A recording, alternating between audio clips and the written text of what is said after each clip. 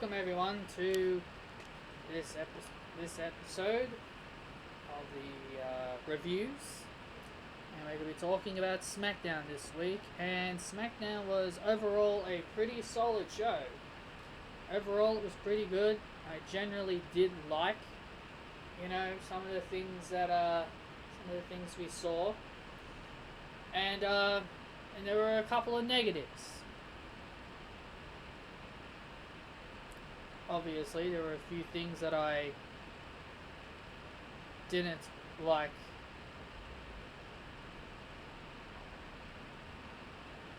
about the show, but let's run over the things that happened. So the show started off with a moment of bliss. Alexa Bliss and Nikki Cross. They had Braun Strowman as their guest. And they'll be defending their titles next week against Dana Brooke and Carmella. Wow, good going, girls. See how long you can keep it up. But Braun Strowman sees a gift and he believes this was given to him from Alexa, and Alexa said that she didn't give this to him. And Braun's like, nah, you're my best friend. I know you'd give me presents. So he opens it and he sees the black sheep mask that he used to wear when he was in the Wyatt family. Now I made a pretty bold theory that I think maybe Nikki Cross is Sister Abigail. Now I highly doubt this will happen. Well, it could happen considering the glitch showed Alexa Bliss and Nikki Cross, but whatever. But we'll dive into the glitch. The hacker, sorry, that's his name, the hacker. That's who his name is. So I shouldn't be calling him the glitch. His name's the hacker. We don't know who it is yet. I'm still thinking it could be Ali, but we'll get into that when we get to it. So yeah, Braun saw the black sheep mask. Bliss and Cross got out of the ring, and Bray Wyatt started laughing in the background. First match we had was Sasha Banks versus Tamina. This was a very expected outcome. This was something we all expected. Tamina Snuka did end up defeating Sasha Banks due to outside interference from Lacey Evans. Seriously, this bitch needs to go away. Seriously, why is this bitch still feuding with Sasha Banks? I just don't get. Why is Lacey Evans still involved with this bullshit? Seriously, Sasha Banks gets screwed over more times than Alexa Bliss ever does.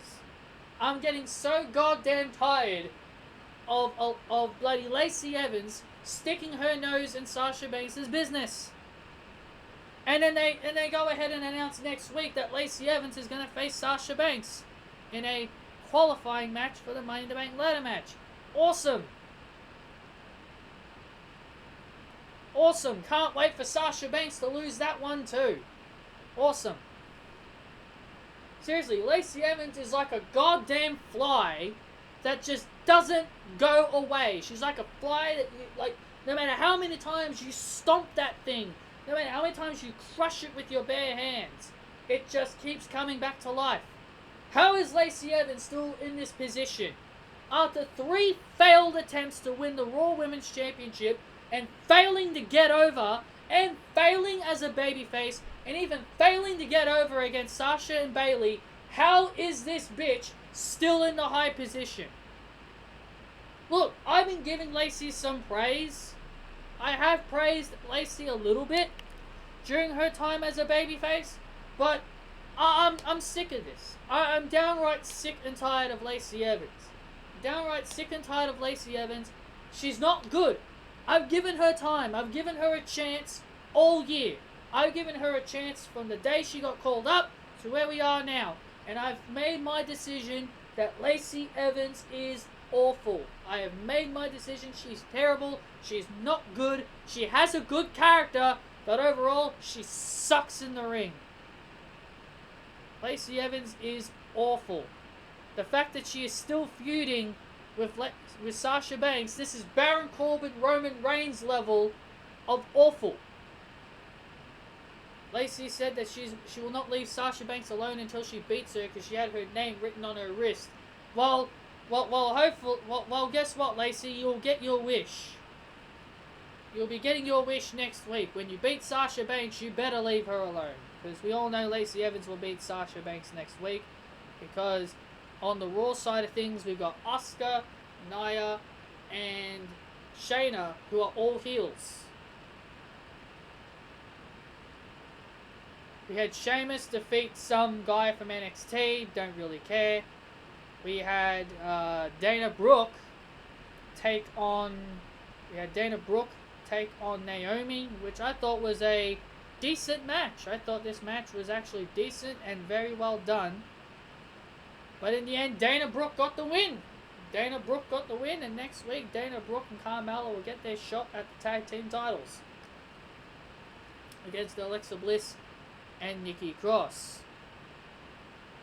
So yeah, Mandy and Sonya, they had their segment. I thought it was a good segment. I thought it was a very good segment. I wish Dolph Ziggler and Otis stayed out of this because they did their thing. They had their thing. They did their thing at WrestleMania. The only reason why that they're probably continuing to having Ziggler and Otis involved in it is because that they want to do the mixed tag match that was supposed to happen at WrestleMania. Well, all I'm saying is this better be the end of it. There's really no other reason to continue this storyline. The person that did this storyline got fired. And I was concerned that this storyline was going to get completely ruined, but the continuation of this storyline has continued to be pretty good. It has proven to be very, very good so far. And I'm enjoying it. I'm enjoying the feud. I've been enjoying this entire feud. But I believe it should have been over at WrestleMania. And Mandy and Sonya should be clashing right now. That's just my opinion. But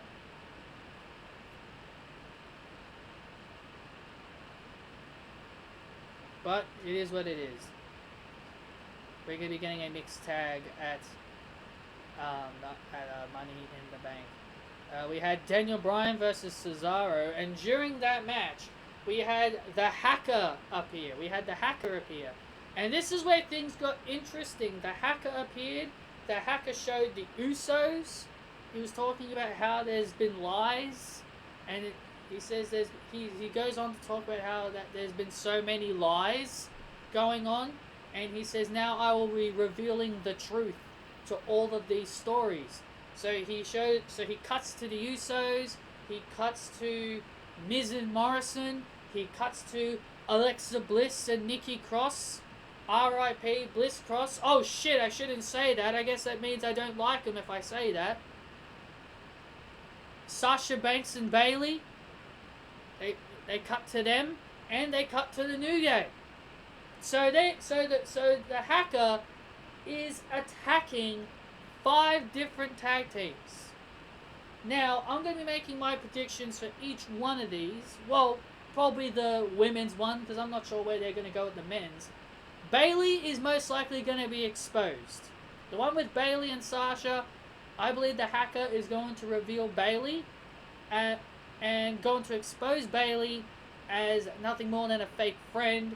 She's going to, because you know the way she's been treating Sasha, as of late, I can definitely see the Hacker revealing Bayley as nothing more than a fake friend who's only been using Sasha Banks. That's definitely something I can see happening. For Bliss and Cross, I honestly don't know. Maybe if Bliss and Cross lose the tag titles next week, they could do something from there. Maybe they reveal that maybe Alexa Bliss never liked Nikki, and maybe he reveals that. Maybe he reveals, because remember the photo that he showed of Bliss Cross was all the way back when they were on Raw last year, when they were backstage on Raw last year. So maybe he reveals something that Alexa Bliss, secretly hid from Nikki Cross. Maybe Nikki Cross secretly hid something from Alexa. I don't know. If I know WWE, they'll probably make Alexa Bliss go heel instead of Nikki Cross. But I'm hoping it's Nikki Cross that goes heel at the end of it all. I really don't know what they could be doing with that one. Miz and Morrison, I don't really know. They just lost the tag team titles. Maybe Miz turns on Morrison, and maybe the hacker reveals that Miz was planning on turning on Morrison. I don't know. As for the Usos, I really don't know about this one. To be perfectly honest, this is actually one I kind of disagree with, because why are you going to try and break up the Usos? I know the Usos have never broken up, but breaking up these guys is like trying to break up the Dudley Boys, or trying to break up the Hardy Boys. It is downright crazy. What are you going? What is the hacker going to reveal that Jey Uso was having sex with his wife Naomi and Jimmy Uso gets pissed? I don't know. As for the New Day, I know people have been wanting the New Day to break up for a long time now, but I really don't know what they could be doing with the New Day. Maybe he reveals that Big E never wanted Kofi Kingston to become WWE Champion. I don't know, but you know, these situations are interesting. We don't know what they could be going with. I'm very confident with the Bayley and Sasha one that Bayley's going to get exposed by the hacker. Bayley's going to get exposed by the hacker, and Sasha's going to turn babyface.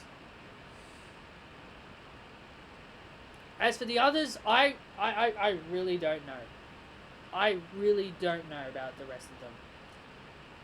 But Daniel Bryan defeated Cesaro, and I want to talk about something else with the Dana Naomi match. I want to bring this to people's attention. You know, I'm tired of people, you know, crapping on Dana Brooke. I know Dana Brooke is not everyone's favorite wrestler, but I like Dana.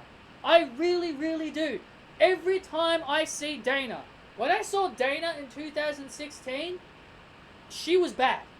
She was bad. When I saw her through 2016 and 2017, she was pretty bad. But as I've watched Dana Brooke from last year to this year, she has improved a lot. Dana has gotten better, and she's improved a lot more. She's now doing the Batista Bomb as one of her finishes. That is a better finisher than the Swanton, yes.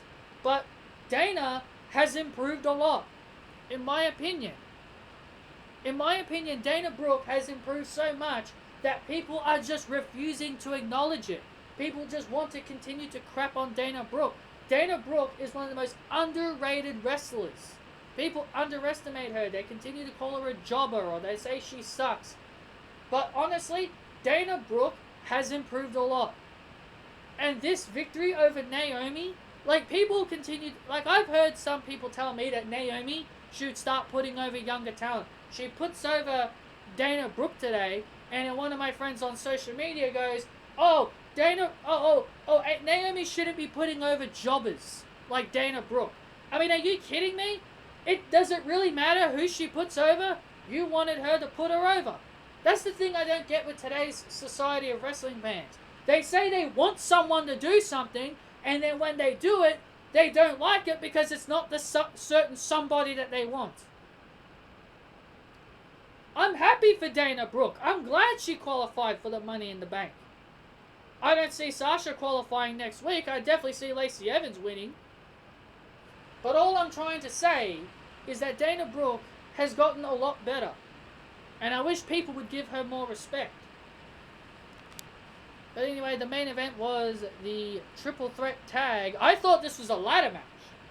I honestly thought this was a ladder match because they said they were going to do the exact same match as WrestleMania. So I thought it was going to be a ladder match.